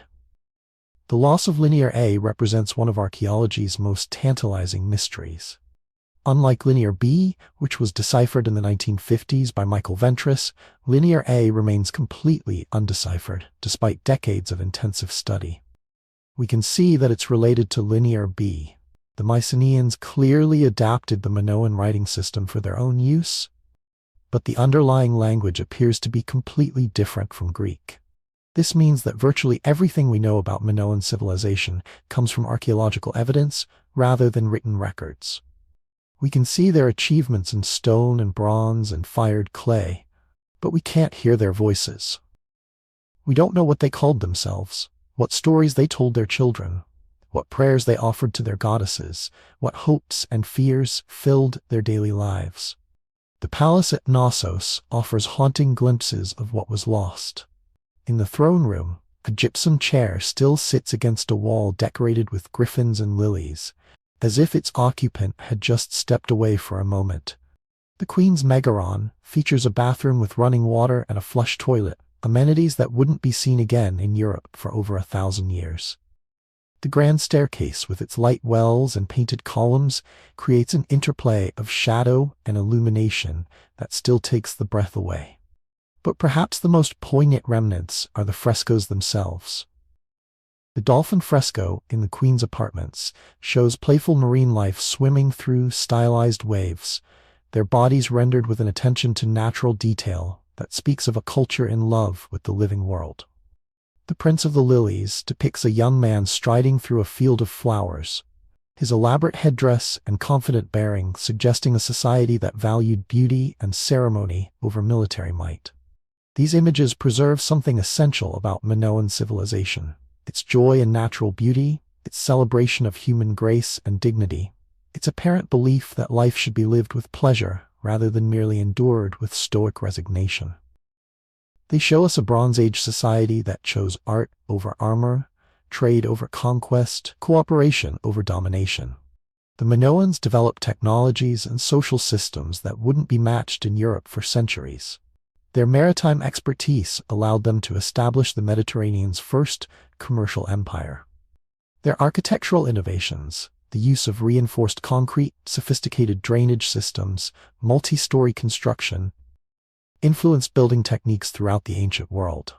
Their artistic achievements in pottery, metalwork, and fresco painting set standards of beauty and technical skill that inspired later civilizations. But they also created something more intangible and perhaps more precious, a way of life that seemed to prove that human societies didn't have to be built on violence and exploitation. For 6 centuries, they demonstrated that prosperity could be achieved through trade rather than conquest, that power could be exercised through cultural influence rather than military force, that civilization could flourish without the constant threat of war. The destruction of that world represents one of history's great tragedies. When the Mycenaeans imposed their warrior culture on Crete, they didn't just conquer a territory, they erased an alternative vision of how human beings might organize their societies. The Minoan experiment in peaceful prosperity was forgotten so completely that when classical Greek civilization emerged centuries later, it was built on entirely different principles: competition rather than cooperation, military valor rather than artistic achievement, male dominance rather than female equality. Modern archaeological work continues to reveal the extent of what was lost. Ground-penetrating radar has identified dozens of previously unknown Minoan sites across Crete. Underwater archaeology is mapping the remains of harbor installations and coastal settlements. Chemical analysis of ancient organic materials is providing new insights into Minoan agriculture, diet, and trade relationships. Each new discovery makes the civilization seem more sophisticated, and its disappearance more tragic. Recent excavations at Akrotiri on Thera have revealed a Minoan town preserved under volcanic ash like a Bronze Age Pompeii. The houses contain elaborate frescoes, sophisticated plumbing, and evidence of a complex urban society that was thriving right up until the moment the volcano erupted. The linear A tablets from Knossos and other sites continue to tantalize researchers with their undeciphered messages. Computer analysis has identified patterns in the script that suggest it recorded a language unrelated to any known Indo-European tongue. Some scholars speculate that it might be connected to the ancient languages of Anatolia or even to the mysterious Etruscan civilization of Italy. But without a bilingual text or some other breakthrough, the voices of the Minoans may remain forever silent. What we've lost isn't just historical knowledge, but wisdom about alternative ways of organizing human societies. The Minoans proved that Bronze Age civilizations didn't have to be militaristic despotisms ruled by warrior kings. They showed that prosperity could be built on trade and craftsmanship rather than conquest and exploitation. They demonstrated that religious practices could celebrate life and beauty rather than death and power. Their palaces weren't fortresses but community centers. Their art depicted celebration rather than domination. Their society seems to have valued cooperation over competition, artistic achievement over military conquest, the sacred feminine over masculine aggression. They created what may have been history's first truly cosmopolitan civilization, one that welcomed foreign traders and influences rather than rejecting them as threats. But paradise can burn in an afternoon, leaving only painted dolphins on buried walls. The Thera eruption and Mycenaean conquest didn't just destroy buildings and kill people, they eliminated an entire way of understanding what human civilization could be. The gentle wisdom of the snake goddess was replaced by the harsh justice of Zeus. The flowing beauty of linear A gave way to the martial efficiency of linear B. The labyrinthine complexity of Minoan palace culture was simplified into the stark hierarchies of Greek city-states. The ruins at Knossos still draw visitors from around the world, people who sense something precious in these remnants of a gentler Bronze Age society. But the tourists see only reconstructed walls and reproduced frescoes. The real Minoan world, the world of ceremonies and celebrations, of goddess worship and bull dancing, of peaceful prosperity built on maritime trade, exists now only in fragments of pottery and faded paintings on ancient walls. From the Mediterranean paradise that flourished and burned, we turn our attention westward across the Atlantic, where other civilizations would rise beside great rivers, building their own monuments to human ambition and discovering their own lessons about the delicate balance between achievement and survival. Picture this. It's the year 1250, and you're standing on a bluff overlooking the Mississippi River near what would one day become St. Louis. But instead of empty wilderness, you're gazing down at one of the largest cities in the world. Smoke rises from thousands of homes. Massive earthen pyramids tower above planned plazas. Canoes crowd the riverfront, carrying traders from as far away as the Great Lakes and the Gulf of Mexico. The population here, somewhere between 20,000 and 40,000 people, rivals that of London or Paris.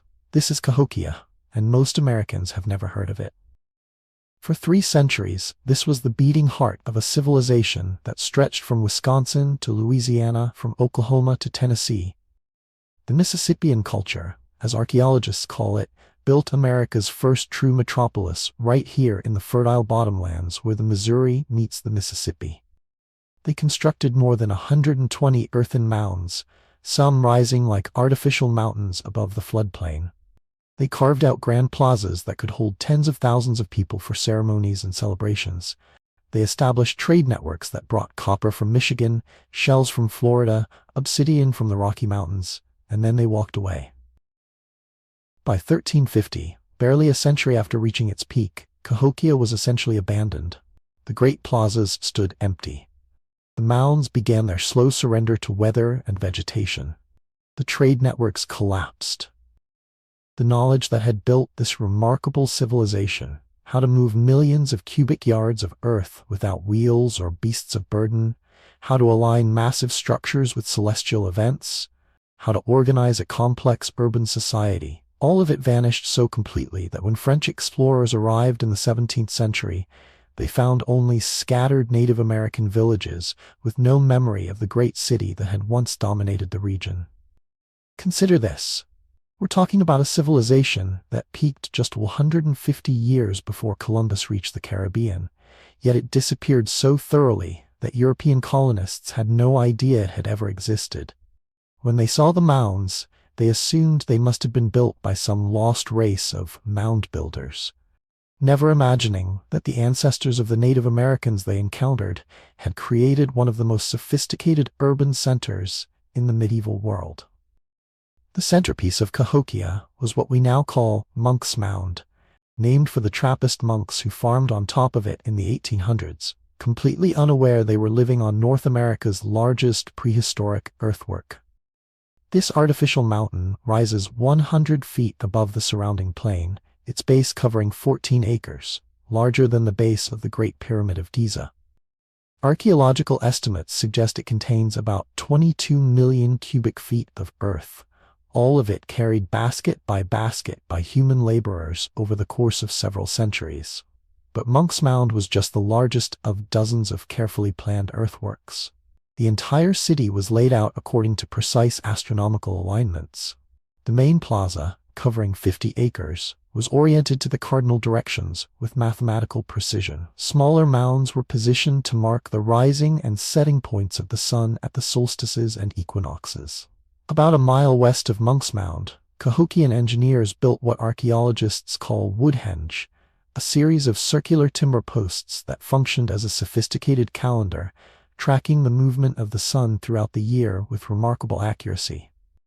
The astronomical knowledge required for these alignments was extraordinary. The people of Cahokia understood the 365-day solar year and could predict eclipses. They tracked the complex cycles of Venus and other planets. Their calendar system was as sophisticated as any developed in Mesoamerica, yet they created it independently, without any known contact with Maya or Aztec astronomers. But perhaps most remarkably, this entire civilization emerged almost overnight in historical terms. Around 1050 CE, something triggered what archaeologists call the Big Bang of Mississippian culture. In the span of just a few decades, small, scattered farming villages consolidated into a massive urban center. Population exploded from perhaps a few thousand to tens of thousands. Monumental construction began on an unprecedented scale. Trade networks expanded across half the continent. What caused this sudden transformation remains one of archaeology's great mysteries. Some researchers point to climate change, a warming period that may have made large-scale maize agriculture more productive in the Mississippi River Valley. Others suggest a religious revolution, perhaps the arrival of new spiritual beliefs that required massive ceremonial centers and attracted pilgrims from across the region. Still others argue for a more mundane explanation. Cahokia's location at the confluence of major rivers gave it unparalleled advantages for trade and transportation, and once it reached a certain critical mass, its growth became self-sustaining. The evidence suggests that Cahokia was far more than just a large village. This was a stratified society with distinct social classes, specialized occupations, and centralized political authority. Elite residences clustered around the major mounds, their inhabitants buried with exotic grave goods that demonstrated their high status. Craft specialists produced sophisticated pottery, intricate copper work, and elaborate ceremonial objects. Common people lived in smaller houses arranged in planned neighborhoods, their daily lives structured around the rhythms of agriculture and the demands of monumental construction. Recent excavations have revealed darker aspects of Cahokian society as well. At Mound 72, archaeologists discovered mass burials that appear to represent human sacrifice on a grand scale. One burial pit contained the remains of 53 young women, all apparently killed at the same time. Another contained 4 men with their heads and hands cut off. These discoveries suggest that Cahokia's rulers wielded absolute power over life and death, using ritual violence to maintain their authority and demonstrate their connection to supernatural forces. The city's influence extended far beyond its immediate vicinity. Cahokian pottery styles, architectural techniques, and religious symbols appear at sites throughout the Mississippian world. Smaller centers like Spiro in Oklahoma, Etowah in Georgia, and Moundville in Alabama all show clear evidence of Cahokian influence, suggesting either direct political control or powerful cultural diffusion from the great metropolis on the Mississippi. Yet for all its power and sophistication, Cahokia began to decline around 1200 CE, just as it was reaching its peak population. The reasons for this decline are as mysterious as the reasons for its initial rise. Climate change may have played a role. Tree ring data suggests a period of increased flooding, followed by severe droughts in the 13th century. Political instability could have fractured the complex alliances that held the Mississippian world together. Resource depletion might have made it impossible to sustain such a large population in one location. Some archaeologists point to evidence of increasing violence and social tension in Cahokia's final centuries. A massive wooden stockade was built around the central ceremonial area, suggesting that the city's rulers felt threatened by internal or external enemies. Settlement patterns became more dispersed as people moved away from the urban center. The elaborate trade networks that had brought exotic materials from across the continent began to break down. But here's what makes Cahokia's abandonment so haunting. It appears to have been voluntary. There's no evidence of conquest, no signs of catastrophic destruction, no layers of ash or scattered bones that would indicate the city was sacked by enemies. Instead, the archaeological record suggests that people simply chose to leave, gradually abandoning the great mounds and plazas their ancestors had spent centuries building. By 1400, the site was essentially empty. Grass grew over the abandoned plazas. Trees took root in the carefully engineered mounds. The wooden posts of Woodhenge rotted away, leaving only circular patterns in the soil that wouldn't be rediscovered until the 20th century. The sophisticated astronomical knowledge that had guided the city's construction was forgotten. The oral traditions that had preserved the memory of Cahokia's glory faded away as the population dispersed and assimilated into other communities. When French explorers Jacques Marquette and Louis Joliet paddled down the Mississippi in 1673, they passed right by the ruins of Cahokia without recognizing what they were seeing. To them, the grass-covered mounds looked like natural hills. The idea that Native Americans could have built a city larger than most European capitals was simply unthinkable to 17th-century European minds. The pattern repeats throughout American history. Early settlers in the Ohio River Valley encountered thousands of earthen mounds and immediately began speculating about who could have built them. Surely not the savage Indians they were displacing. Popular theories attributed the mounds to Vikings, Welsh princes, the lost tribes of Israel, even refugees from Atlantis. The Smithsonian Institution spent decades collecting evidence to support the mound builder hypothesis, the idea that some vanished race of civilized people had built these monuments before being conquered or displaced by the ancestors of modern Native Americans. It wasn't until the late 19th century that archaeologists began to recognize the truth. The mounds had been built by the ancestors of the very Native American peoples that European colonists had been systematically dispossessing for 3 centuries. The sophisticated civilization that created Cahokia wasn't some mysterious lost race. It was an indigenous American achievement that rivaled anything being built in Europe at the same time. But by then, much of the evidence had been destroyed. Farmers had leveled hundreds of mounds to clear fields for planting. Urban development had obliterated entire archaeological sites. The city of St. Louis was built directly on top of a major Mississippian settlement, erasing forever the chance to understand how Cahokia's urban planning might have influenced later Native American communities in the region. Today, what remains of Cahokia is preserved as a state historic site in Illinois, just across the river from St. Louis. Monk's Mound still dominates the landscape, though it's now surrounded by suburban development rather than the bustling plazas and neighborhoods that once filled the floodplain. A reconstructed Woodhenge marks the spot where Cahokian astronomers once tracked the movements of celestial bodies. Interpretive trails wind between the surviving mounds, trying to help visitors imagine what this place looked like when it was alive with activity. But imagination can only take us so far. The Cahokians left no written records, no codices or chronicles that might explain their beliefs, their political systems, their reasons for abandoning the great city their ancestors had built. Unlike the Maya or the Aztecs, who left extensive written accounts of their civilizations, the Mississippian peoples relied entirely on oral tradition to preserve their history and knowledge. And that oral tradition was systematically destroyed by the European colonization of North America. Diseases introduced by European contact killed up to 90% of the indigenous population in some regions. Surviving communities were forcibly relocated, their children sent to boarding schools where they were forbidden to speak their native languages or practice their traditional religions. The stories that might have explained Cahokia's rise and fall were lost along with the languages that told them. What we're left with is a civilization that achieved remarkable things, and then vanished almost without a trace. The people who built Monk's Mound understood principles of engineering and astronomy that wouldn't be rediscovered by European settlers for centuries. They created urban planning solutions that modern cities are still trying to perfect.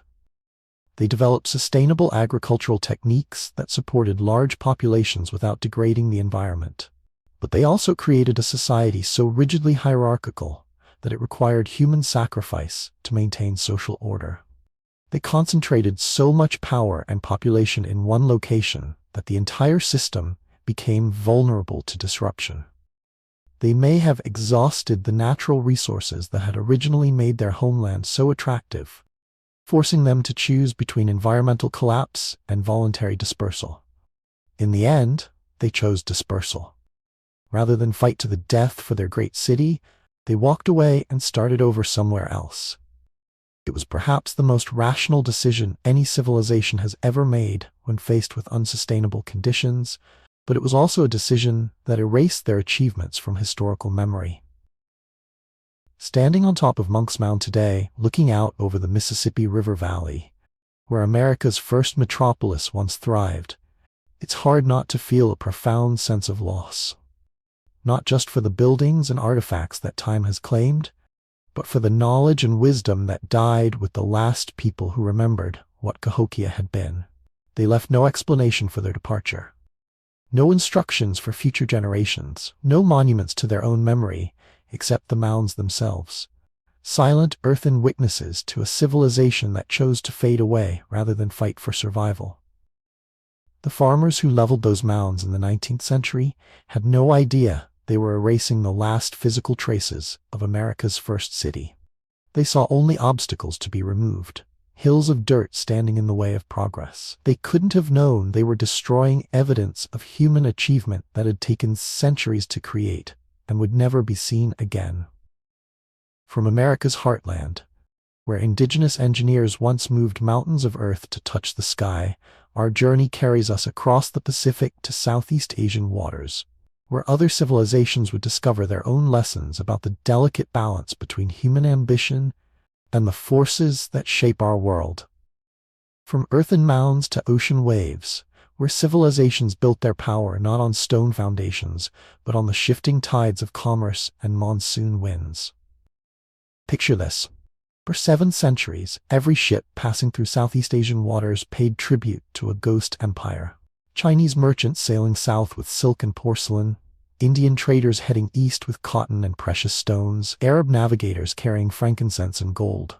All of them stopped at the same strategic choke point where the Strait of Malacca narrows to just over a mile wide. All of them handed over a portion of their cargo to representatives of a power that controlled no vast territories, built no towering monuments, conquered no distant lands. They ruled the waves instead. This was Srivijaya, the maritime empire that dominated Southeast Asian trade from 650 to 1377 CE. For more than 700 years, longer than the entire history of the United States, they controlled the most valuable shipping lanes in the ancient world.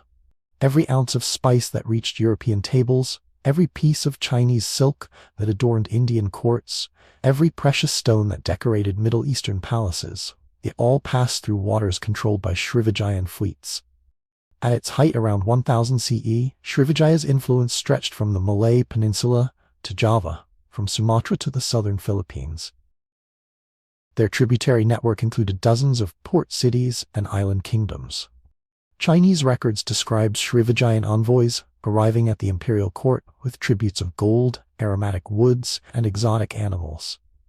Arab geographers wrote of Srivijayan ports where merchants from a dozen different cultures conducted business in multiple languages, where Buddhist monasteries welcomed scholars from across Asia.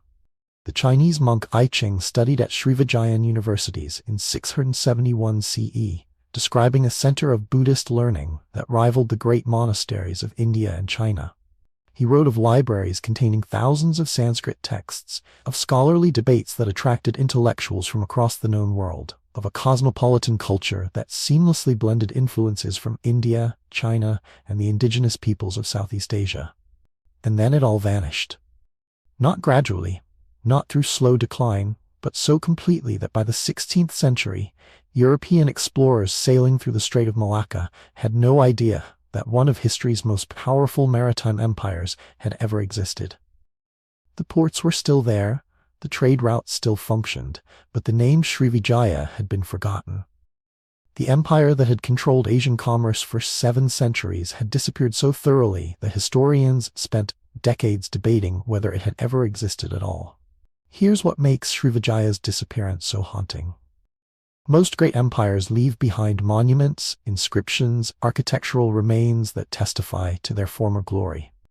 The Romans left roads and aqueducts, the Egyptians left pyramids, the Maya left temple complexes covered with hieroglyphic texts. But Srivijaya was different.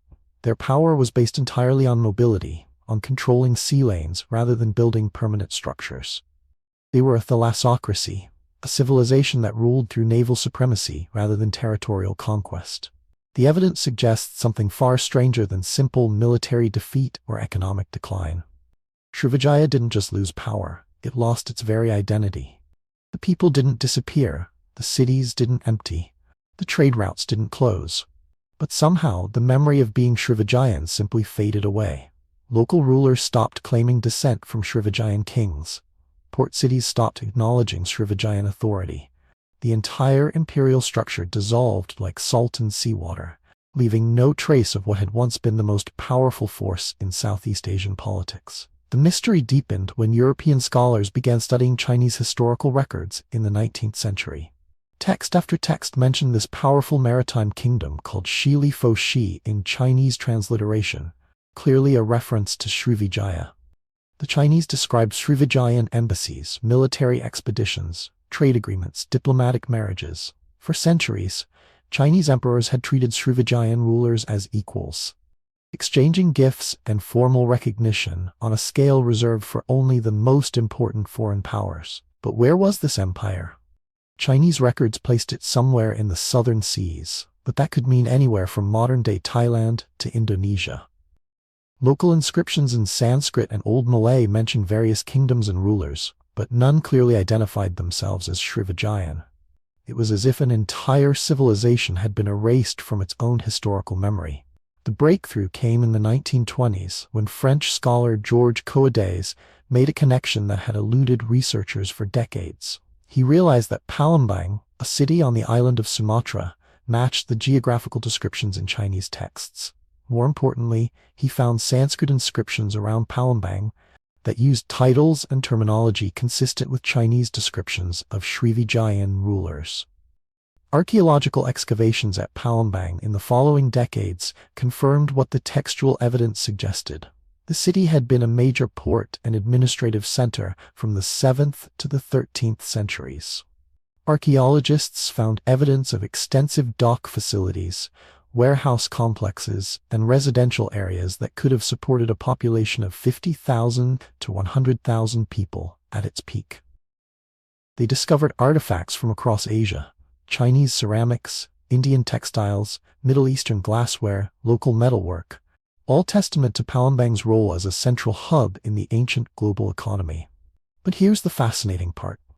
Even with the capital identified and archaeological evidence confirming its importance, Srivijaya remains more ghost than empire in the historical record. Unlike other major civilizations, they left behind no great literature, no monumental architecture, no extensive inscriptions describing their beliefs or achievements. What we know about them comes almost entirely from foreign sources: Chinese diplomatic records, Arab geographical texts, Indian religious chronicles. The Srivijayans themselves seem to have been remarkably uninterested in permanent self-documentation. This wasn't because they lacked writing or artistic sophistication. Sanskrit inscriptions found throughout their territory demonstrate mastery of complex literary and legal traditions.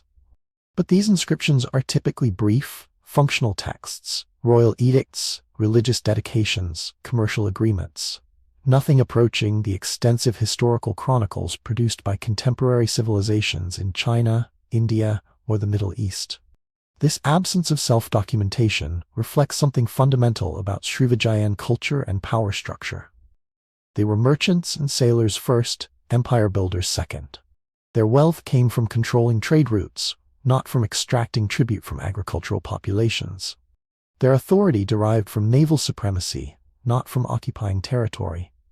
They were comfortable with impermanence in a way that land-based empires never could be. Think about what that means for how we understand political power in the ancient world. Most empires we study were fundamentally territorial. They conquered land, built cities, established permanent administrative structures. But Srivijaya proved that enormous wealth and influence could be accumulated through pure commercial control. They were essentially a medieval multinational corporation with a navy extracting profits from global trade without the expense and complexity of governing large populations. This commercial focus made them incredibly adaptable but also vulnerable in ways that traditional empires weren't. When trade routes shifted or new competitors emerged, Srivijaya had no vast agricultural hinterland to fall back on. No massive population to conscript for military service, no deeply rooted territorial identity to rally around. Their power was as fluid as the ocean currents that brought ships to their ports. The beginning of the end came in 1025 CE with a devastating naval invasion by the Chola dynasty of South India. The Cholas had built their own maritime empire in the Indian Ocean and saw Srivijayan control of the Strait of Malacca as a threat to their commercial interests. Chola inscriptions describe a systematic campaign that captured Palembang and at least 14 other Srivijayan ports and tributary cities. But the Chola invasion alone doesn't explain Srivijaya's complete disappearance from historical memory. Other empires have survived equally devastating military defeats. The evidence suggests that the 11th century invasion coincided with broader changes in Asian trade patterns that undermined the foundations of Srivijayan power. The rise of the Song dynasty in China created new demand for Southeast Asian products, but it also led to the development of alternative trade routes that bypassed traditional Srivijayan control points. Improvements in navigation technology allowed merchants to sail directly between China and India without stopping at intermediate ports. The growth of Java as a commercial center provided competitors with alternative bases for maritime operations. Most importantly, the spread of Islam throughout Southeast Asia in the 13th and 14th centuries transformed the cultural and political landscape in ways that made traditional Srivijayan authority obsolete. Local rulers who converted to Islam gained access to new networks of trade and military support that didn't depend on Srivijayan mediation. The old system of Buddhist-influenced tributary relationships gave way to new forms of political organization based on Islamic concepts of governance and trade. Some researchers think Srivijaya simply evolved into something else, that the empire didn't disappear, but transformed into the various sultanates that dominated Southeast Asian politics in the late medieval period. Others argue that Srivijayan identity was always more commercial than ethnic, and when the commercial foundations of that identity eroded, there was nothing left to preserve. The debate continues because the evidence is ambiguous in ways that reflect the fundamental nature of maritime power.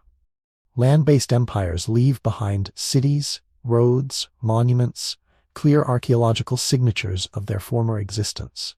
But sea-based empires leave only scattered artifacts in ports that may have served many different masters over the centuries. The same docks that handled Srivijayan trade ships later accommodated Arab merchants, Chinese fleets, and European colonizers. The physical infrastructure of maritime commerce outlasts the political structures that once controlled it. What we've lost isn't just historical knowledge about a particular empire, but insight into alternative models of political organization that might be relevant to our own increasingly interconnected world. Srivijaya proved that enormous influence could be exercised without territorial conquest, that prosperity could be built on facilitating trade rather than controlling production, that power could be both global in scope and minimal in administrative structure. They were perhaps the first truly globalized civilization, one that existed not in any particular place but in the networks that connected places. Their capital was wherever their fleets happened to be anchored. Their territory was the sea lanes they patrolled. Their population was the community of merchants, sailors, and scholars who moved constantly between their scattered ports. This mobility that made them powerful also made them vulnerable to historical erasure. When the networks dissolved, there was no homeland to remember them, no monuments to mark their achievements, no continuous population to preserve their stories. They became like the monsoon winds that had carried their ships, a powerful force that shaped the world for centuries, then faded into memory without leaving permanent traces. Modern Indonesia has attempted to reclaim Srivijaya as part of its national heritage, naming universities and naval vessels after the ancient empire. But these efforts feel somewhat artificial, like trying to resurrect a ghost that was always more spirit than substance. The real legacy of Srivijaya isn't in any particular place or people, but in the demonstration that human societies can organize themselves in ways that transcend traditional boundaries of territory, ethnicity, and culture.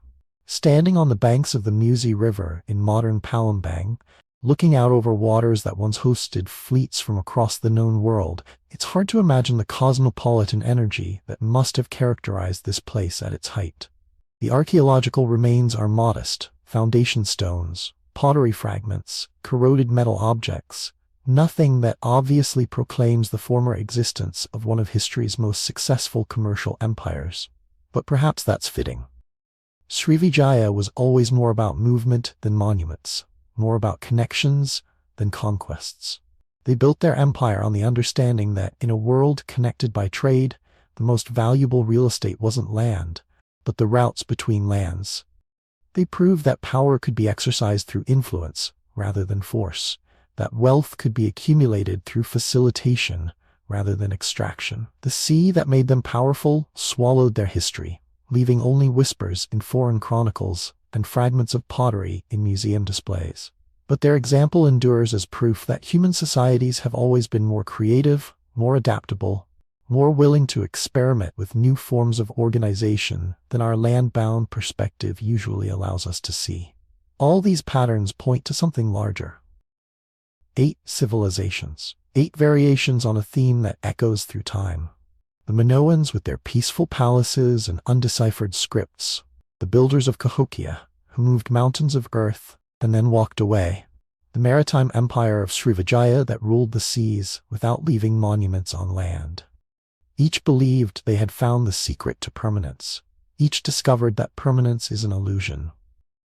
Here's what should keep us awake at night, though tonight it might help you sleep.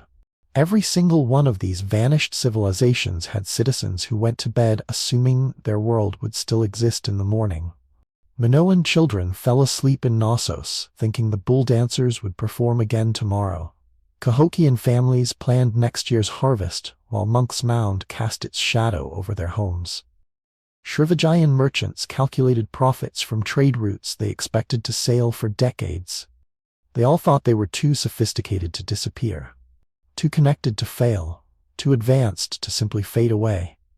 The pattern repeats with disturbing consistency. Complexity creates vulnerability, not security. The more intricate the system, the more ways it can break. The Minoans' elaborate palace networks became death traps when the earth shook. Cahokia's concentrated population became impossible to feed when the climate shifted. Srivijaya's far-flung trade empire evaporated when the political winds changed direction. We've learned that military might matters far less than environmental balance. The Minoans had no standing army, yet they thrived for over 1,000 years. Cahokia's warriors couldn't fight drought or soil depletion. Srivijaya's naval power was useless against the silting of harbors and the shifting of monsoon patterns. The civilizations that lasted longest were those that worked with their environments rather than against them. The ones that disappeared were often those that pushed natural systems beyond their breaking points. Think about what that means. The same forces that brought down Bronze Age palaces and Mississippian cities are still at work today. We're currently experiencing climate tipping points that could reshape human civilization within decades.